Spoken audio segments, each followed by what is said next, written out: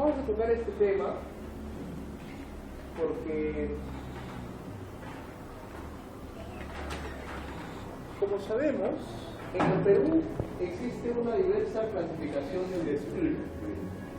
Tenemos la clasificación legal y la clasificación jurisprudencial.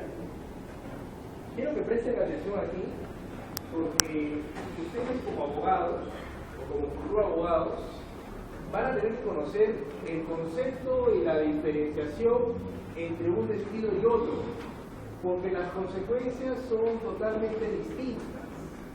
Por ejemplo, en la clasificación legal, en el bloque de la clasificación legal, tenemos el despido justificado, que implica que el empleador o la empresa ha cumplido dos cosas. Ha cumplido con el procedimiento formal de despido, que lo vamos a ver a continuación, y ha cumplido con establecer una causa justa de despido. Despido justificado. El despido arbitrario, que es el despido que vamos a ver en el transcurso de esta noche. El despido nulo, que obedece a la vulneración no solamente del derecho al trabajo, sino también de un derecho fundamental. Por ejemplo, la no discriminación, la madre gestante o a la libertad sindical, entre otros. Este despido nulo está contemplado en el artículo 29 de la Ley de Productividad y Competitividad Laboral. Cuando yo hago referencia a la Ley de Productividad y Competitividad Laboral, voy a decir simplemente la ley. Despido indirecto. El despido indirecto no es otra cosa que actos hostiles del empleador con el propósito de ocasionar que el trabajador en algún momento renuncie. Y estos actos hostiles debidamente numerados están contemplados en el artículo 30 de la ley.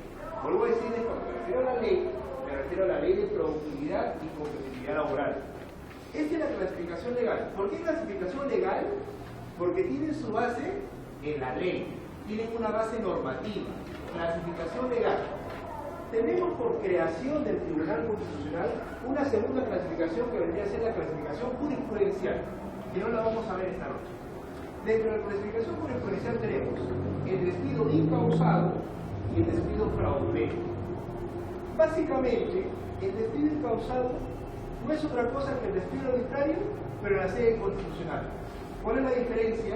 Que el despido incausado en la sede constitucional, a consecuencia de la creación del Tribunal Constitucional, tiene como consecuencia la reposición del trabajador.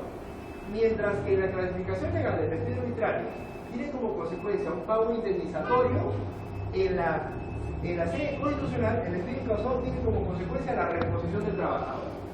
Y el despido fraudulento, que no es otra cosa que la imputación por parte del empleador de una causal inexistente, a manera de engaño, imaginaria, con tal de perjudicar al trabajador. Por ejemplo, voy a trabajar a mi centro de labores, trabajo en un área donde hay laptops, y ese día yo pido licencia médica y no voy a mi centro de trabajo, pero el empleador me imputa el haberme no apropiado de una máquina dentro del área. ¿Cómo yo me voy a apropiar de una máquina si es que no he estado presente ese día que me están imputando la falta? Eso configuraría el despido fraudulento. Clasificación del despido. Así como hay una clasificación del despido, también tenemos una clasificación de la consecuencia del despido. ¿Cuáles son las consecuencias del despido o las formas de protección del despido? Tenemos dos. La indemnización, que vamos a ver esta noche, y la reposición. Estimados amigos, colegas y dos colegas, veamos a continuación en qué consiste la indemnización por despido arbitrario. Conceptos importantes. La indemnización es el resarcimiento económico, es la compensación económica que percibe ¿quién? El trabajador, a consecuencia del acto unilateral del empleador de poner fin al vínculo laboral. Eso es la indemnización, el pago económico que siempre va a estar cuantificado, y eso lo vamos a ver posteriormente. ¿Qué es el despido arbitrario? Es justamente esa acción unilateral del empleador de poner fin al vínculo laboral, pero acá hay un tema muy importante. ¿Cuándo es arbitrario? Cuando no existe causa justa prevista en la ley. Sin causa justa prevista en la ley, Pero esto que está subrayado, yo he encontrado en la práctica judicial que se puede presentar hasta 3 supuestos.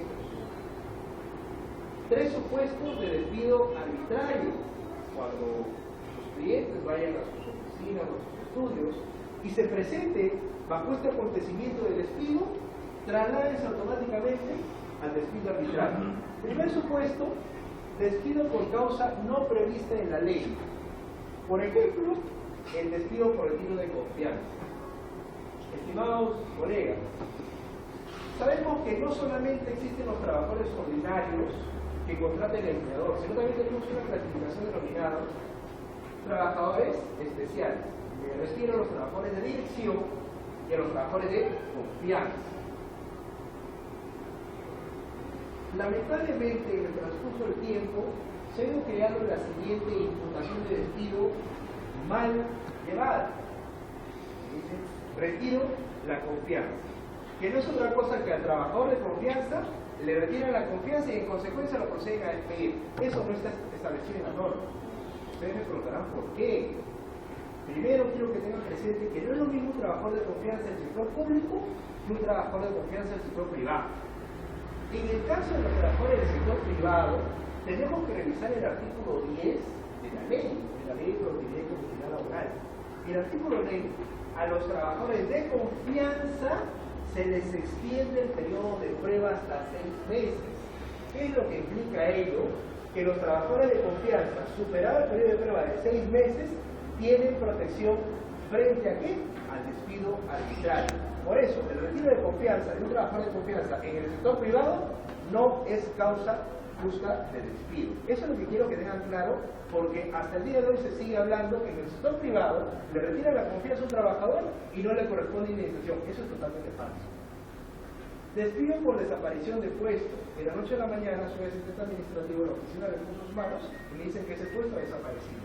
Eso no se encuentra en ninguna parte de la norma como causal justa de despido. Primer supuesto de despido arbitrario, despido que no figura en la norma como causa prevista de despido arbitrario. Segundo supuesto, sin expresión de causa. Este segundo supuesto es quizá el más recurrente. Este segundo supuesto de despido obedece a que el trabajador va a asistir a su centro de trabajo como cualquier otro día y lamentablemente se entera que ha sido despedido ¿por quién? Por el personal de seguridad. El personal de seguridad no le impide el acceso a su centro de trabajo y le comunica de manera verbal de que han tomado la decisión el empleador de despedirlo. Ese es un despido verbal, un despido intempestivo.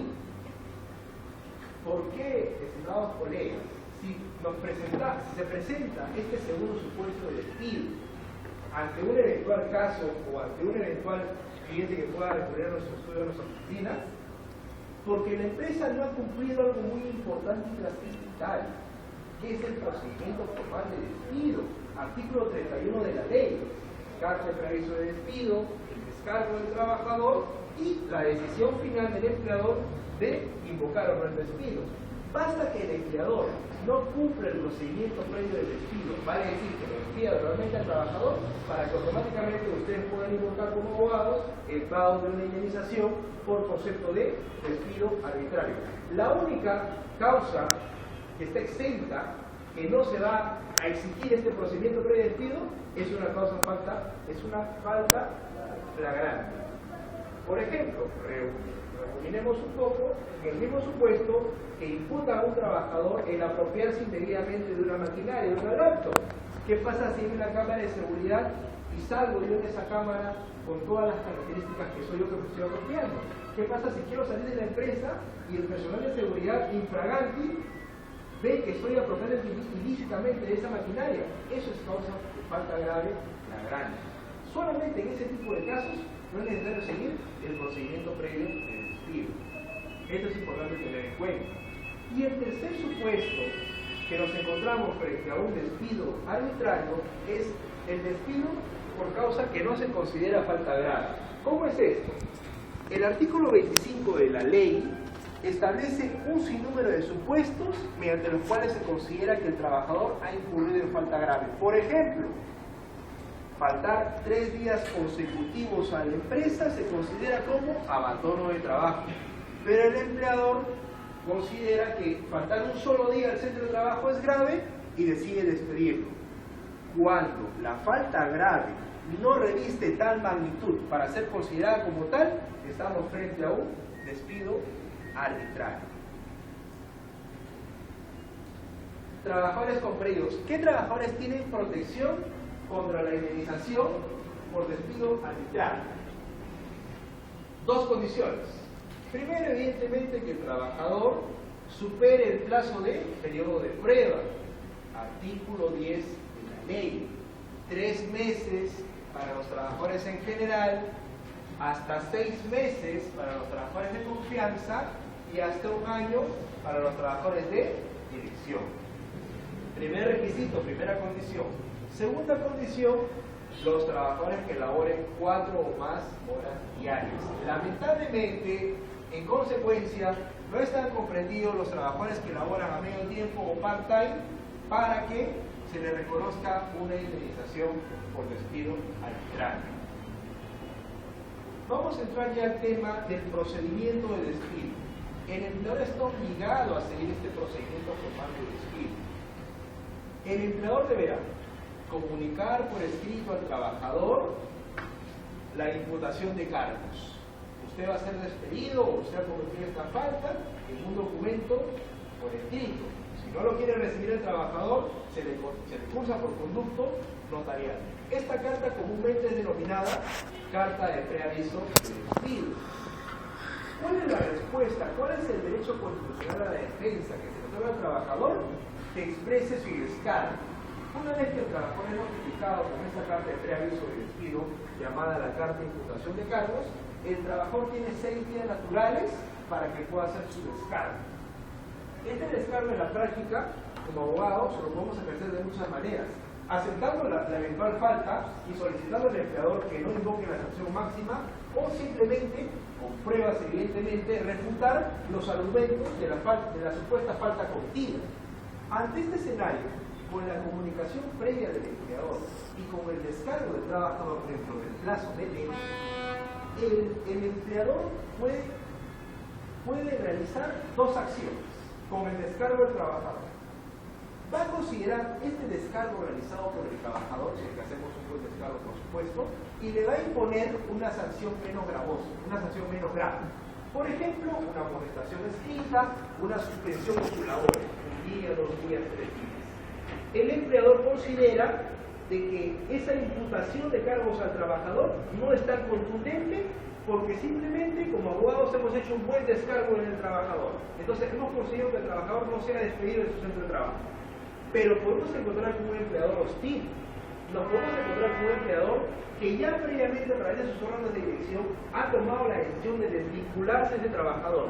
En consecuencia, si es que el empleador no acepta o no considera el descargo del trabajador, el empleador mantendrá su decisión de poner fin al vínculo laboral y le cursará la respectiva carta formal de despido. Este procedimiento formal de despido obligatorio, reitero, para todas las empresas, micro, pequeñas, grandes empresas, se encuentra regulado en el artículo 31 y 32 de la Ley de Productividad y Competitividad Laboral. En la carta de preaviso de despido siempre tiene que ser como un procedimiento notarial o puede ser de manera. Bueno, lo ideal es citar al trabajador a la oficina de recursos humanos, o usar el Registro Nacional de la Empresa a su propia área de trabajo y indicarle que se le va a cursar esta carta de despido porque se considera que ha cometido una falta. En caso del trabajador que eventualmente, como en la mayoría de los casos, no desee firmar esa carta, el empleador, a través de la área correspondiente, deberá cursar esta carta con conducto notario. Vamos a entrar ya al tema del proceso judicial, pero como abogados tenemos que resaltar no solamente la base normativa, sino también principios que son contundentes al momento de estar en una audiencia judicial o al momento de demandar al empleador. De todos los principios que existen en el derecho laboral y en el derecho procesal laboral, yo esta noche he resaltado 3 principios. Porque estos 3 principios, como la mayoría de veces en los procesos judiciales, no son un saludo a la bandera, Estos principios en el fondo tienen un sustento que ustedes lo van a ver a continuación. Primer principio, el principio de inmediatez. ¿Por qué el principio de inmediatez? Porque el principio de inmediatez exige al empleador que ejercite su derecho sancionador dentro de un tiempo que resulte razonable cuando una causa grave de despido se ha producido. Su base normativa la encontramos en el artículo 31 de la ley, que señala, tanto en el caso contemplado en el presente artículo como en el artículo 32, deberá observarse el principio de inmediatez. Tomo conocimiento de la falta del trabajador y en un caso prudencial tengo que sancionarlo. Porque si dejo pasar un mes, 2 meses, 3 meses, ni la norma ni la jurisprudencia ha establecido una fecha límite, una fecha rango. Pero con el principio de inmediatez, no puedo yo, empleador, dejar pasar el tiempo para recién acusar al trabajador de una falta, porque se entendería que yo, empleador, he perdonado o he condonado esa falta. Y así, a manera ilustrativa, encontramos una casación, la casación 1754-2003 ICA, que establece la sanción disciplinaria del despido debe imponerse tan pronto sea conocida la falta cometida, ya que si el empleador no actúa en su debido momento, es porque ha perdonado u olvidado dicha infracción, en cuyo caso pierde el derecho a ejercer la facultad disciplinaria correspondiente. Yo tenía un caso con una empresa en Ventanilla, en el estilo arbitrario, donde en plena audiencia ya el caso estaba totalmente ganado, fue a declarar el gerente general. Y en algún momento en la audiencia dijo, pero el trabajador hace unos meses atrás también hizo esto. Y ese argumento del gerente general fue totalmente rechazado por la jueza. ¿Por qué? Porque la jueza fue muy clara y muy tajante al indicarle al gerente general que si no actúa bajo el principio de inmediatez, no tiene por qué citar esa conducta de meses atrás en el proceso de indemnización por el empleo arbitrario que había invocado el trabajador. Por eso yo, estimados amigos y colegas, recomiendo como primer principio a tener en cuenta el principio de inmediatez. El empleador tiene que actuar inmediatamente conocida la falta grave. Por eso el empleador tiene una oficina de recursos humanos, por eso el empleador tiene coordinadores, tiene sugerentes, tiene jefes inmediatos, por eso el empleador tiene un área legal, por eso el empleador tiene la oficina de gestión de talento humano, para que actúe inmediatamente ante una falta del trabajador. Pongámonos en ambos casos, si el trabajador ha cometido una falta, es justo que se le sancione bajo el principio de inmediatez. Otro principio importante es el principio de razonabilidad y proporcionalidad. Muchos lo conocemos. Este principio exige al empleador evaluar determinados parámetros respecto a la conducta y trascendencia de la falta del trabajador al momento de establecer la sanción que considere pertinente, pudiendo optar por un orden de federación en forma gradual: amonestación verbal, amonestación escrita, suspensión de labores y la sanción máxima, que es el despido.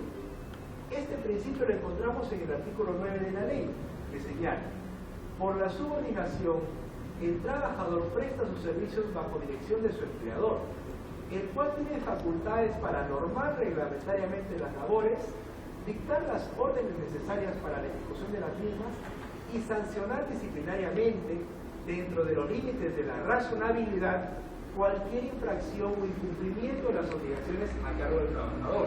Artículo 9 de la ley. Asimismo, tenemos sentencias del Tribunal Constitucional referidas al expediente 3169-2006, proceso de amparo, y el número 606-2010, también proceso de amparo, que señala: las sanciones disciplinarias deben aplicarse en función de ciertos parámetros, como la gravedad de la falta cometida, la categoría, la antigüedad y los antecedentes disciplinarios del trabajador. Como empleador tenemos que ser razonables y tenemos que tener cierta proporción en cuanto a la sanción que le vamos a dar al trabajador. Esto es bueno en caso de asesoramos empresas, porque si no se lo dé al jefe, no se lo dé al director, ya me van a despedir. Hay formas de crear un clima laboral favorable en la empresa. No, cuando nos referimos a sanción, no pensemos inmediatamente en despido. Hay amonestaciones escritas que podemos adjuntar en el legajo del trabajador. Existen suspensiones en los días sin goce de haber para el trabajador. Invoquemos otras formas de sancionar al trabajador, y no necesariamente el despido, porque como estamos viendo tiene consecuencias económicas perjudiciales para el empleador. Tercer tercer y último principio que me parece importante y trascendental citarlo en el tema del día es referido al principio de la reversión de la carga de la prueba. Este principio revierte los medios de prueba hacia el empleador. Al trabajador solo le corresponde demostrar su vínculo laboral. El empleador no solo deberá acreditar en el proceso judicial respectivo que ha cumplido con el procedimiento de despido establecido en el artículo 31 de la ley que acabamos de ver, sino que además deberá demostrar que el despido obedece a una causa justa. ¿Por qué reversión de la carga de la prueba? Porque el artículo 23, inciso 4, es claro en la nueva ley forestal de trabajo. Cuando corresponda, incumbe al demandado que sea señalado como el empleador la carga de la prueba de, inciso C, el estado del vínculo laboral y la causa del despido.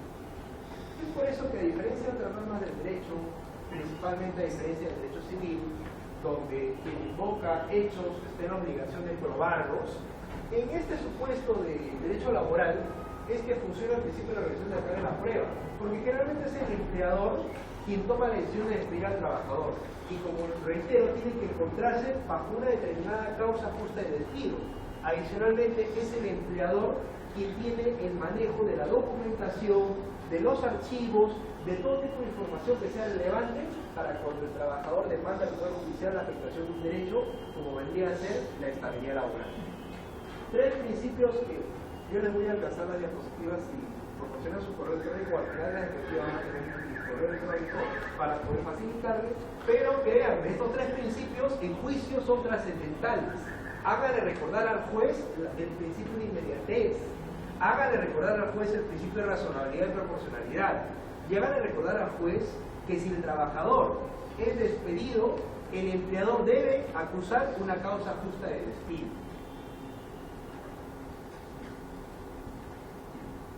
Hemos visto los principios y como abogados debemos saber la base normativa. La base normativa por excelencia la encontramos en la Constitución Política en el artículo 27, que señala: la ley otorga al trabajador adecuada protección contra el despido arbitrario. La base del despido arbitrario la encontramos en el artículo 26 de la Constitución. La Ley de Productividad y Competitividad Laboral, artículo 2728, establece en su artículo 38 lo siguiente: la indemnización por despido arbitrario es equivalente a una remuneración y media ordinaria mensual por cada año de servicio con un máximo de 12 remuneraciones. Las fracciones de año se abonan por dosavos y treintavos, según corresponde. Su abono procede superado el periodo de prueba. Este artículo, el 38, está referido a los trabajadores cuyo plazo de contrato es indeterminado, también llamado a los trabajadores de planta o a los trabajadores estables. En cambio, el artículo 76 tiene exactamente el mismo contenido, pero está dirigido para los trabajadores con contrato a plazo fijo y señala lo siguiente: si el empleador, vencido el periodo de prueba, resolviera arbitrariamente el contrato, deberá abonar al trabajador una indemnización equivalente a una remuneración y media ordinaria mensual por cada mes dejado de laborar hasta el vencimiento del contrato, con el límite de 12 remuneraciones. Mientras el artículo 38 está direccionado para los trabajadores estables, para los trabajadores cuyo contrato es a plazo indeterminado, el artículo 76 está referido para los trabajadores que tienen un contrato escrito a plazo fijo, los trabajadores contratados a plazo determinado, también llamados los trabajadores con contratos sujetos a modalidad. Acá, estimados colegas, hay yo diría una suerte de atención jurisdiccional va a caer nuestra demanda. Y hay que decir las cosas como son, porque la práctica judicial nos enseña esto muchas veces a decir las cosas como son. Y me refiero al plazo para interponer la demanda judicial por despido arbitrario. Si nosotros leemos el artículo 36 de la Ley de Productividad y Competitividad Laboral, vamos a encontrar lo siguiente: el plazo para demandar la respectiva indemnización por despido arbitrario caduca a los 30 días naturales. Eso está de manera expresa en el artículo 36. Sin embargo, esta noche quiero decirles que es indispensable tener presente lo siguiente: ese mismo artículo 36, en su último párrafo, establece lo siguiente: la excepción de los 30 días naturales está constituida por la imposibilidad material de accionar ante un tribunal peruano por encontrarse el trabajador fuera del territorio nacional e impedido de ingresar a él, o por falta de funcionamiento del Poder Judicial. El plazo se suspende mientras dure el impedimento. ¿Por qué les he resaltado esto? Porque es importante resaltar lo siguiente. ¿Qué pasaría si yo computo mis 30 días naturales y el último día del plazo de 30 días naturales para interponer mi demanda cae un sábado o un domingo? Que no funciona el Poder Judicial. Para eso tenemos que trasladarnos a la Ley Orgánica del Poder Judicial, específicamente el artículo 247. Esto es importante porque el empleador muchas veces va a invocar como una excepción, la excepción de caducidad, que ya vencieron los 30 días naturales y en consecuencia debería verse fundada su excepción de caducidad. Pero ¿qué es lo que dice el artículo 247 respecto a la suspensión del despacho judicial? No hay despacho judicial los días sábados, domingos y feriados no laborables y los del orden nacional y judicial, asimismo por el inicio del año judicial y por el día del juez. Si nuestro último día del plazo de 30 días naturales cae en uno de estos supuestos, nosotros tenemos que hacer lo siguiente. El último día del plazo para interponer nuestra demanda, si cayera un día sábado, domingo, feriado, por ejemplo, ante la falta de funcionamiento del Poder Judicial, el plazo de caducidad se suspende, lo que nos obliga, estimados colegas, a presentar la respectiva demanda al día siguiente hábil de culminado el día de falta de funcionamiento del Poder Judicial. Se los pongo como un ejemplo. Como les había comentado, ¿qué pasa si los 30 días naturales, yo les recomiendo que computen 30 días naturales? Existe una confusión jurisprudencial de la Corte Suprema, de la Corte Superior, hasta el Tribunal Constitucional, donde no se deciden aún si son 30 días naturales o 30 días hábiles. Y cuando nos venimos a juicio, no podemos perjudicar al trabajador que estamos patrocinando en que nos toque un juez donde diga son 30 días naturales, o que nos toque otro juez que diga que son 30 días hábiles. Lo que les recomiendo es lo siguiente: ustedes, cuando su cliente, su patrocinado acuda y lo hayan despedido, por ejemplo, un 3 de mayo, ustedes tienen como plazo para interponer la demanda de despido arbitrario el 3 de junio. Computen 30 días naturales. Pero si, por ejemplo, ese 3 de junio cae sábado, domingo, es feriado, etc., presento mi demanda al día siguiente hábil. Por ejemplo, si cae sábado 3 de junio, lo presento el día lunes 5 de junio. Si cae domingo 4 de junio, lo presento el día lunes 5 de junio. Si el 3 de junio cae feriado por la cumbre de APEC, lo presento al día siguiente. Les recomiendo que no se confíen con los 30 días hábiles, porque inclusive hay un pleno jurisdiccional del año 99, pero en ninguna parte de ese pleno jurisdiccional del año 99 establece que son 30 días hábiles y no 30 días naturales. Eso dependerá de la interpretación del juez a quien caiga su demanda. Esto es claro, y si tienen alguna pregunta, posteriormente se las voy a absolver, pero la práctica judicial nos enseña muchas veces cosas que no están de manera clara en la norma. Para entrar al tema de casuística laboral, una preguntita. Es que no hay un criterio uniforme obligatorio. Lamentablemente en la práctica judicial no hay un criterio uniforme. Es por ello, inclusive, hay una sentencia de la Corte Suprema del año 2016 que, desde mi punto de vista, los magistrados supremos, no voy a decir nombres, dicen que cuando el Poder Judicial esté en huelga judicial, al día siguiente de ya levantar esa huelga, se tiene que presentar la demanda, porque si no, el plazo caduca. Ustedes se imaginan la cantidad de cola que hay en los meses de noviembre y diciembre que hay huelga judicial, el primer día de enero, bueno, el tercer día, porque el segundo de enero es día del juez, cerrado el Poder Judicial. Ustedes se imaginan la cola inmensa que hay en el Poder Judicial para presentar demandas escritos. Va a ser imposible presentar una demanda si es que ese día hábil último que me queda, yo voy a ingresar una demanda. Ese es el criterio que ha asumido la Corte Suprema en el año 2016. Considero que es un criterio totalmente erróneo que perjudica al trabajador, pero lamentablemente no hay un criterio uniforme respecto a los días naturales o los 30 días hábiles. Por eso les recomiendo que cuando van a invocar judicialmente el despido arbitrario, tengan presente 30 días naturales. Y si ese último día de plazo de los 30 días naturales cae un sábado, un domingo, un feriado no laborable, al día siguiente lo presenta. Es lo que tenemos que hacer como abogados, porque no vamos a esperar a que el juez nos declare a la empresa fundada en excepción de caducidad y recién en la apelación, de repente el superior jerárquico revoca la sentencia de primera instancia. Para no perder todo ese tiempo, porque ustedes saben que no se toma su tiempo, es mejor prevenir. Por eso yo les voy a facilitar esta diapositiva para que ustedes mismos comparen con el pleno jurisdiccional del año 99, comparen con de repente sentencias que ustedes también han ejercido en despidos arbitrarios, que lamentablemente no existe un criterio uniforme respecto al plazo de caducidad. En lo que es casuística laboral, conforme al tiempo otorgado, no sé si me alcanza el tiempo, tengo 3 videos de audiencias muy claras para que ustedes puedan visualizarlas y yo explicarles un poquito cómo es el despido